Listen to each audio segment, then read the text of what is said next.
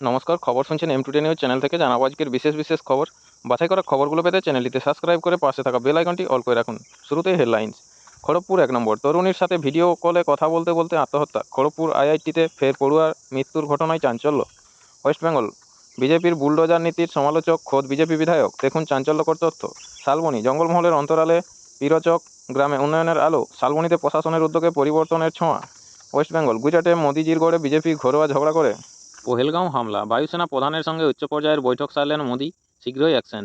পহেলগাঁওয়ে হামলাকারীদের যে সহজে ছেড়ে দেওয়া হবে না তা আগেই স্পষ্ট করেছিল ভারত। সেই মতো ধীরে ধীরে জাল গোটাচ্ছে সরকার। নেওয়া হচ্ছে একের পর এক পদক্ষেপ।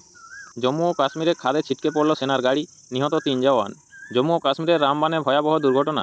রাস্তা থেকে খাদে ছিটকে পড়ল ভারতীয় সেনার গাড়ি। দুর্ঘটনার জেরে নিহত হয়েছেন কমপক্ষে 3 জওয়ান।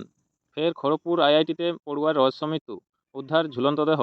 ফের খড়গপুর আইআইটিতে চাঞ্চল্যকর ঘটনা, আবার উদ্ধার হলো এক ছাত্রের ঝুলন্ত দেহ। এই নিয়ে গত 4 মাসে 3 জন মেধাবী পড়ুয়ার অস্বাভাবিক মৃত্যুর ঘটনায় খড়গপুর আইআইটিতে শোরগোল পড়ে গিয়েছে। বসিরহাটে মধ্যরাতে পুলিশের বিশেষ অভিযান, উদ্ধার লক্ষ টাকার জাল নোট। মধ্যরাতে বাংলাদেশ সীমান্ত লাগোয়া বসিরহাট এলাকায় চাঞ্চল্যকর ঘটনা। পুলিশের বিশেষ অভিযানে উদ্ধার হলো বিপুল পরিমাণে জাল নোট। ফের কলকাতায় অগ্নিকাণ্ড, আবাসনে আগুন ঘিরে আতঙ্ক। টানা 10 দিন এলওসিতে গুলিবৃষ্টি পাক সেনার, কড়া জবাব ভারতীয় বাহিনীরও। কখন বৃষ্টি আসছে জানালো আবহাওয়া দপ্তর। বিস্তারিত জানতে আমাদের চ্যানেলটিতে সাবস্ক্রাইব করে রাখুন। জঙ্গি নিশানায় ভারতের পরমাণু কেন্দ্র, চীনের মদতে পাক ষড়যন্ত্র। হাই অ্যালার্ট জারি গোয়েন্দাদের। চেন্নাই থেকে যাওয়া বিমান ঘিরে কলম্বোয় সেনা তল্লাশি। পহেলগাঁওয়ের জঙ্গিরা আটক শ্রীলঙ্কায়। পহেলগাঁও কাণ্ডের জঙ্গিরা কি শ্রীলঙ্কায়? শনিবার বেলা 12টা নাগাদ চেন্নাই থেকে কলম্বো পৌঁছানো শ্রীলঙ্কান এয়ারলাইন্স এক বিমানের ফ্লাইট নম্বর UL122 অবতরণ পর্বে হাই অ্যালার্ট জারি। বিমানবন্দরের লকডাউন ঘোষণা এবং বিস্তর খানাতল্লাশিতে সেই জল্পনায় তুঙ্গে। রুফটপ রেস্তোরাঁর অবৈধ নির্মাণ ভাঙা হলো পার্ক স্ট্রিটে। ছাদের ব্যবহার নিয়ে নির্দেশিকা। বেআইনিভাবে নির্মিত রুফটপ ক্যাফে রেস্তোরাঁয় অভিযান শুরু করল কলকাতা পুরসভা। শনিবার পার্ক স্ট্রিট এবং সাদার্ন এভিনিউতে 2টি রুফটপ রেস্তোরাঁয় অভিযান চলে। জেলে যৌন নিগ্রহের শিকার ইমরান। জল্পনা, জেলের ভিতর যৌন নির্যাতনের শিকার প্রাক্তন পাক প্রধানমন্ত্রী ইমরান খান।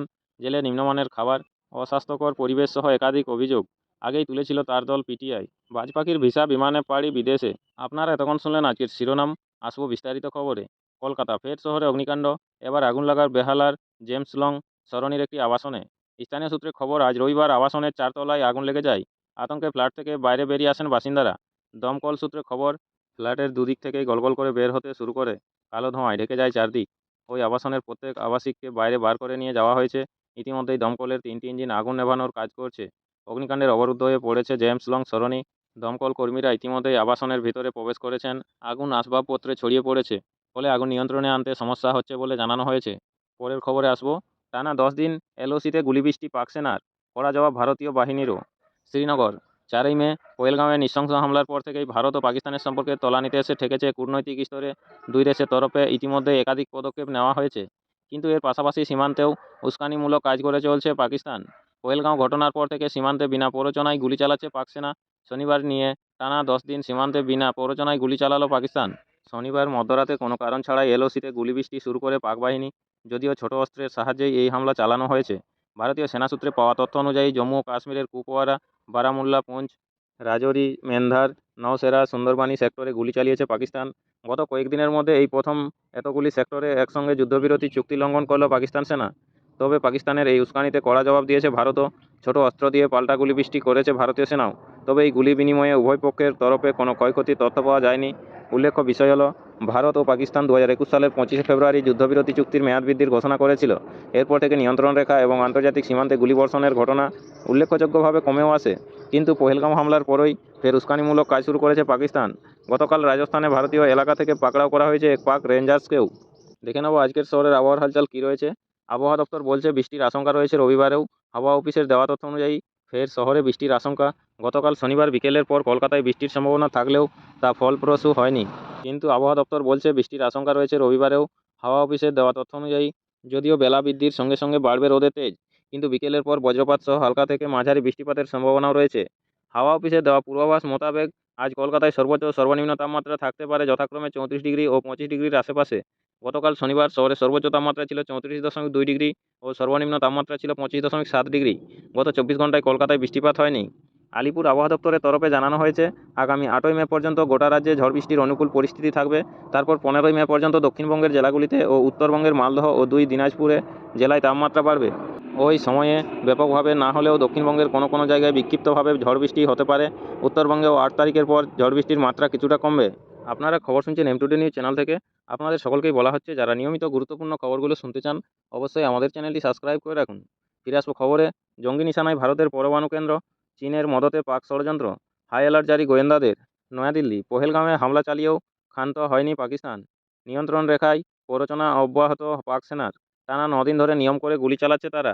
সংঘর্ষ বিরতি চুক্তি লঙ্ঘন করেই এই পাশাপাশি শনিবার তারা পরীক্ষামূলক উৎক্ষেপণ করেছে আবদালি ওয়েপন সিস্টেমের surface two surface ballistic missile, যার রেঞ্জ 450 কিলোমিটার। অর্থাৎ এই ক্রমাগত উস্কানির মধ্যে দিয়েই ভারতের বিরুদ্ধে প্রক্সি ওয়ার শুরু করে দিয়েছে পাকিস্তান। তবে এখনই শেষ নয়। পাকিস্তানের এই ছায়াযুদ্ধের আরও একটি নয়া দিক সামনে এসেছে, সাইবার অ্যাটাক, যার টার্গেট ভারতের বিদ্যুৎ সরবরাহ ব্যবস্থা। হানার ষড়যন্ত্রের উৎপত্তিস্থল পাকিস্তান হলেও নেপথ্যে ইসলামাবাদের গডফাদার চীনের ছায়ায় দেখছেন গোয়েন্দারা। তাদের কাছে খবর, পাকিস্তানের সাইবার বাহিনী ভারতের বিদ্যুৎ ব্যবস্থাকে অচল করে দেওয়ার ছক কষছে। টার্গেটের তালিকায় পরমাণু বিদ্যুৎ উৎপাদন কেন্দ্রগুলিও। বিদ্যুৎ মন্ত্রকের পক্ষ থেকে তাই দেশজুড়ে সতর্কতা জারি করা হয়েছে। বিষয়টি নিয়ে ন্যাশনাল লোড ডেসপ্যাচ সেন্টারের তরফে অ্যালার্ট করা হয়েছে। রিজিওনাল লোড ডেসপ্যাচ সেন্টারগুলিকেও আর সাইবার হানার আশঙ্কা যে একেবারে অমূলক নয়। পরপর দুটি ঘটনা তার প্রমাণ। পাকিস্তানের হ্যাকার বাহিনী ভারতের আর্মি ও সিকিউরিটি এজেন্সির ওয়েবসাইটে হানা দেওয়ার চেষ্টা করছে সম্প্রতি। সাইবার গ্রুপ HOAX 1337 এবং ন্যাশনাল সাইবার ক্রু, এই দুই অ্যাড্রেস থেকে চেষ্টা করা হয়েছে ভারতের দুটি আর্মি সার্ভিস স্কুলের ওয়েবসাইটেও হানা দেওয়ার। ফল চরম সতর্ক ভারত। দেশে বিদ্যুৎ সরবরাহের দায়িত্বে রয়েছে 5টি রিজিওনাল পাওয়ার গ্রিডের আওতায় থাকা 33টি স্টেট লোড ডেসপ্যাচ সেন্টার। গোয়েন্দা সূত্রে খবর, পাকিস্তানের সাইবার বাহিনী প্রাথমিক টার্গেট ভারতের নর্দার্ন গ্রিড। 2019 সালের অক্টোবর মাসে কুড়ানকুলাম নিউক্লিয়ার পাওয়ার প্ল্যান্টে সাইবার অ্যাটাকের চেষ্টা হয়েছিল। দেশের বৃহত্তম এই পরমাণু বিদ্যুৎ কেন্দ্রের সাদার্ন গ্রিডে বিদ্যুৎ যোগান দেয় ওই সাইবার অ্যাটাক প্রতিরোধ করতে সমর্থ হয়েছিল ভারত। কিন্তু এবার শুধু নর্দার্ন, সার্দার্ন, ইস্টার্ন ও ওয়েস্টার্ন গ্রিড নয়, দেশের বিভিন্ন প্রান্তে থাকা পরমাণু বিদ্যুৎ উৎপাদন কেন্দ্রগুলির নিরাপত্তাও দ্বিগুণ করার সিদ্ধান্ত হয়েছে। ভারতের পরমাণু বিদ্যুৎ কেন্দ্র রয়েছে Kalpakkam, Kumbakonam, Kudankulam, Tarapur, Rajasthan atomic power station, Jaitapur, Narora, Kakrapar সহ মোট 25টি জায়গায়। Computer security incident response team গোটা দেশে তাবৎ পাওয়ার গ্রিডের সুরক্ষা ব্যবস্থা খতিয়ে দেখেছে। কুম্ভকোনাম নিউক্লিয়ার পাওয়ার প্ল্যান্ট সহ তেহরি ড্যাম প্রজেক্টকেও বিশেষ অ্যালার্ট করা হয়েছে। পুলওয়ামা এবং তৎপরবর্তী বালাকোট সার্জিক্যাল স্ট্রাইকের পর সাইবার হানার শিকার হয়েছিল পরমাণু বিদ্যুৎ কেন্দ্র। 2019 সালের আগস্ট মাসে কাশ্মীরে 370 অনুচ্ছেদ অবলুপ্তির পর হুমকি দেওয়া হয়েছিল ভারতকে। শিক্ষা দেওয়া হবে অবিকল সেই পরিস্থিতি ফের উপস্থিত। পহেলগামে নিরীহ পর্যটকদের উপর হামলা চালিয়ে কাশ্মীর ও ভারতকে অশান্ত করার পাকিস্তানের প্ল্যান প্রকাশ্যে। ভারত যে কোনো সময় পাকিস্তানকে কড়া জবাব দেবে সেটা কম বেশি নিশ্চিত। তাই আগেভাগেই ছায়াযুদ্ধ শুরু করে দিয়েছে পাকিস্তান। নেপথ্যে চীন। বাজ পাখির ভিসা বিমানে পাড়ি বিদেশে। আপনাদের সকলকেই বলা হচ্ছে, যারা নিয়মিত গুরুত্বপূর্ণ খবরগুলো শুনতে চান অবশ্যই আমাদের চ্যানেলটি সাবস্ক্রাইব করে রাখুন। ফিরে আসবো খবরে। আবুধাবি বিমানবন্দরে মরক্কোর উদ্দেশ্যে যাত্রার প্রস্তুতি নিচ্ছেন যাত্রী। পরনে জব্বা, পাশে সহযাত্রী তারই পোষ্য বাজ পাখি। পাখি হলে কি হবে, ওই পোষ্যেরও রয়েছে ভিসা। সম্প্রতি এমনই ঘটনার সাক্ষী থাকলো আবুধাবি বিমানবন্দর। ভিসা নিয়ে বাজ পাখির এই বিমানযাত্রার ভিডিও সামনে এসেছে। প্রসঙ্গত, 2015 সাল থেকে বাজ পাখির ভিসা বাধ্যতামূলক করেছে সংযুক্ত আরব আমিরশাহী প্রশাসন। জানা গিয়েছে এই পাখির সংখ্যা কমতে থাকার কারণেই এই বিশেষ পদক্ষেপ। ভিডিওতে দেখা যাচ্ছে বিমানবন্দরে সংযুক্ত আরব আমিরশাহীর ওই নাগরিকের সঙ্গে কথা বলছেন এক যাত্রী। শিকারী পাখিটিকে দেখে ওই যাত্রী প্রশ্ন করেন, পাখিটিও বিমানে আমাদের সঙ্গেই যাবে? উত্তর আসে হ্যাঁ। এরপর এই প্রিয় পোষ্যের সরকারি পাসপোর্ট খুলে দেখান মালিক। সেখানে পাখিটির লিঙ্গ থেকে শুরু করে যাত্রা সংক্রান্ত যাবতীয় ইতিহাসের স্পষ্ট উল্লেখ রয়েছে। একই সঙ্গে তিনি জানান, এই পুরুষ বাজ পাখিটিকে স্পেন থেকে আনা হয়েছে। এবারের গন্তব্য মরক্কো। এসব তথ্য জেনে রীতিমতো অবাক হয়ে যান ওই যাত্রী। উৎসাহ চেপে না রেখেই তিনি বলেন, সত্যিই অসাধারণ। ঘটনার ভিডিও দেখে একাধিক প্রতিক্রিয়া সামনে এসেছে। একজন মন্তব্য করেন, ওই ব্যক্তি অত্যন্ত আমায়িক ও ভদ্র। দেখে বোঝাই যায় যে উনি একভাবে যাতায়াতে অভ্যস্ত। আরেকজন লেখেন, ভদ্রলোক অত্যন্ত বিনম্র। উনি বুঝতে পারছেন যে এমন দৃশ্য রোজ দেখা যায় না। জম্মু ও কাশ্মীরে খাদে ছিটকে পড়ল সেনার গাড়ি, নিহত 3 জওয়ান। শ্রীনগর, 4 মে জম্মু ও কাশ্মীরের রামবানে ভয়াবহ দুর্ঘটনা। রাস্তা থেকে খাদে ছিটকে পড়ল ভারতীয় সেনার গাড়ি। দুর্ঘটনার জেরে নিহত হয়েছেন কমপক্ষে 3 জওয়ান। স্থানীয় সূত্রে খবর, জম্মু থেকে Srinagar national highway NH-44 battery ছাসমার কাছে আজ সকাল 11:30 নাগাদ এই দুর্ঘটনাটি ঘটে। খবর পেয়ে দ্রুত অকুস্থলে ছুটে গিয়েছে পুলিশ, SDRF ও সেনার বিশেষ দল। জানা গিয়েছে খাদটি কমপক্ষে 200 থেকে 300 মিটার গভীর। ঘটনাস্থল থেকে পাওয়া ছবিতে দেখা গিয়েছে দুর্ঘটনার জেরে বাহিনীর গাড়িটি দুমড়ে মুচড়ে গিয়েছে। খাদের নিচের অংশে ছড়িয়ে ছিটিয়ে রয়েছে সেনার মৃতদেহ ও তাদের নানা জিনিস। জানা গিয়েছে দুর্ঘটনাগ্রস্ত গাড়িটি জম্মু শ্রীনগরগামী একটি কনভয়ের অংশ ছিল। কোনো কারণে রাস্তা থেকে পিছলে খাদে পড়তেই গাড়িটি দুর্ঘটনার কবলে পড়েছিল। প্রতিদিন নিয়মিত গুরুত্বপূর্ণ খবরগুলো শোনার জন্য আমাদের চ্যানেলটি সাবস্ক্রাইব করে রাখুন। ফিরে আসবো খবরে।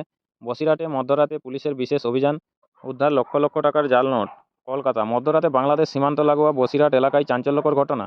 পুলিশের বিশেষ অভিযানে উদ্ধার হলো বিপুল পরিমাণে জাল নোট। শনিবার গভীর রাতে বসিরহাটের মাটিয়া থেকে 34 লক্ষ টাকার জাল নোট উদ্ধার করল পুলিশ। অভিযানে গ্রেপ্তার করা হয়েছে একজনকে। জানা গিয়েছে শনিবার রাতে গোপন সূত্রে খবর পেয়ে মাটিয়ার খোলাপোতা মথুরাপুরের একটি বাড়িতে হানা দেয় মাটিয়া থানা ও বসিরহাট জেলা পুলিশের বিশেষ টিম। আচমকা হানা দেওয়ার জেরে ওই বাড়ি থেকে উদ্ধার হয় 33,56,300 টাকার জাল নোট।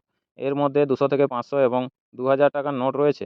ঘটনায় বাড়ির মালিকের ভাই শেখ আব্দুল রাজাকে গ্রেপ্তার করেছে পুলিশ। তবে বাড়ির মালিক পলাতক। এই বিপুল পরিমাণে জাল নোট কেন বাড়িতে রাখা হয়েছিল, তা কোথায় পাচারের ছক কষা হচ্ছিল, তা খতিয়ে দেখছেন তদন্তকারীরা। নমস্কার, এখনকার স্থানীয় সংবাদটি এই পর্যন্তই। পরের সংবাদটি পেতে চ্যানেলটিতে সাবস্ক্রাইব করে পাশে থাকা বেল আইকনটি অল করে রাখুন। সবাই ভালো থাকুন, সুস্থ থাকুন। দেখা হচ্ছে পরের আপডেট খবরে। নমস্কার।